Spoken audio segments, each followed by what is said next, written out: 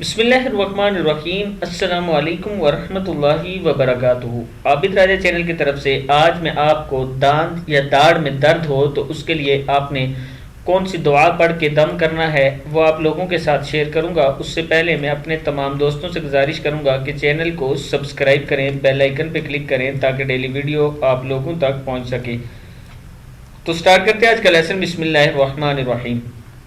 یہ آیت جو میں آپ کو بتانے لگا ہوں سورہ ملک کی آیت ہے۔ جس دانت یا داڑھ میں درد ہو اس کو انگلی سے دبا کر یہ آیت 7 مرتبہ پڑھیں، انشاءاللہ درد ختم ہو جائے گا۔ کیا ہے آیت؟ بسم اللہ الرحمن الرحیم۔ هو الذی انشأکم وجعل لکم السمع والابصار والافئدہ قلیلا ما تشکرون۔ پھر پڑھ لیں۔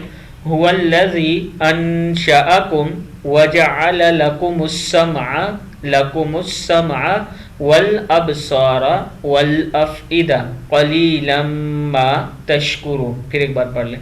هو الذی انشأکم وجعل لکم السمع والابصار والافئدہ قلیلا ما تشکرون۔ صدق اللہ العظیم۔ اس ویڈیو کو آپ نے آگے ضرور شیئر کریں۔